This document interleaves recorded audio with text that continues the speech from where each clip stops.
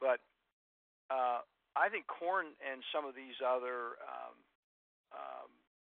antigens are overlooked, and it's almost like if a problem occurs, it must be a gluten reaction or a casein reaction, because those are easier to look at. But so for example, you can have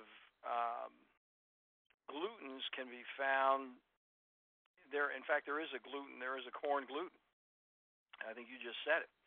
And if a person can have a reaction to it, then, and it isn't understood, then what would happen, of course, would be the same kind of thing that would happen with wheat or casein. And I see that actually all the time, which is why I asked the question. I just wanted to get a feel for kind of what you were seeing.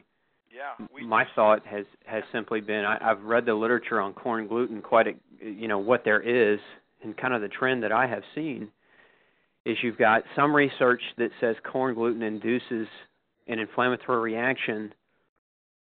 And the studies have shown multiple mechanisms. So like there's an antibody reaction that's been identified, especially in patients that already have celiac disease.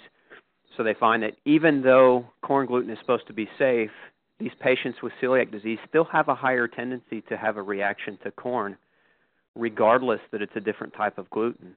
And then the other studies that I've seen are that corn gluten actually can induce a nitric oxide increase in the gut on rectal challenge. So there's two mechanisms of an immune response that have been identified with corn gluten.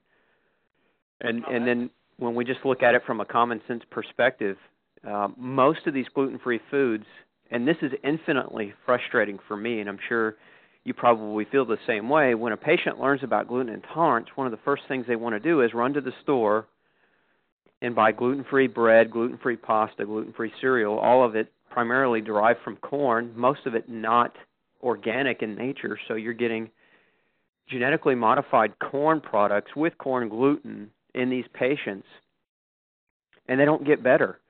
And I think this is one of the answers for the large percentage of refractory patients, or patients that maybe they get some better, but they don't get over that plateau, so they kind of stay sick. They're just not as sick, if that makes sense.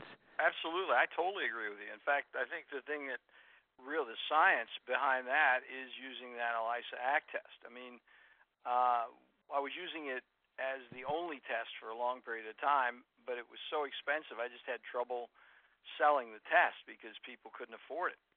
So, but now what I do is I reserve it for a refractory individual. Somebody, we've done everything, we've identified and they're not coming around the way they should, and I'm certain that they've got an immune dysfunction. I can't remember what the current number of tests that they have, but it's something like 395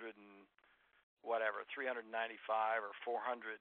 Yeah, there are a number of levels you can order, but I think their base test is over 300. Their comprehensive base test. And when you get that will make a believer out of you, because most of the time, and we've had some that came back that were equivocal, but most of the time you can get some definitive answers. And corn frequently comes up on that test, supporting your point.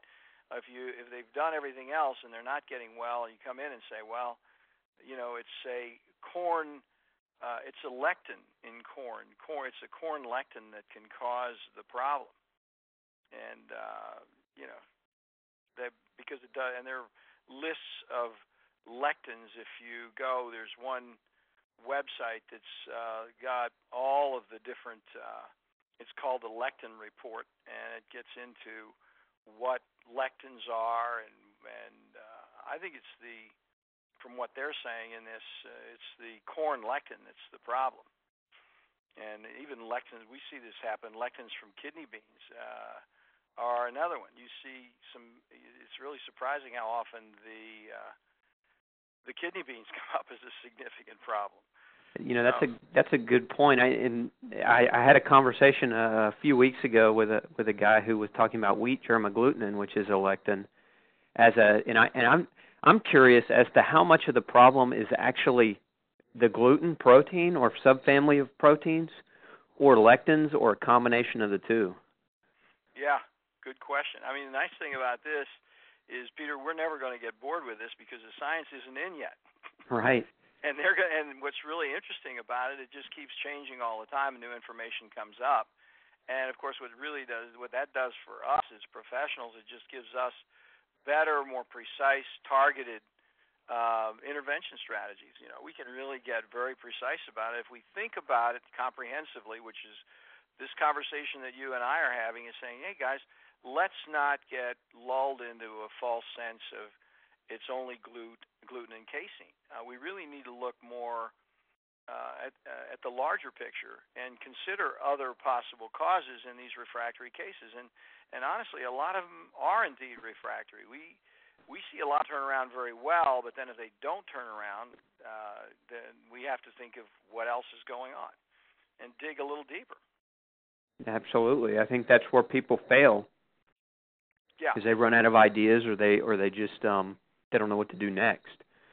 Well, I think that happens, apropos of our entire conversation today. It happens in psychiatry because, okay, if you've got is depression, so depression means you need an antidepressant. That's the completely simple way of thinking about it. Now, apropos of our conversation, if you're depressed and you don't get well with an antidepressant, then it could be that you have a neurotransmitter deficiency. And then if you have a neurotransmitter deficiency, what is causing that neurotransmitter deficiency? If you were to measure it with neuroscience, for example, and see that your serotonin is low, well, how did it get to be low? Well, your gut isn't working right. You have to really think more. So depression's not just depression anymore. And it's the same way with brain scans, by the way.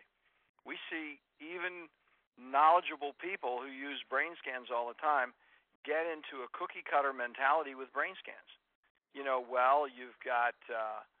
You've got these areas of hypoperfusion. It looks like brain injury, where it's not brain injury.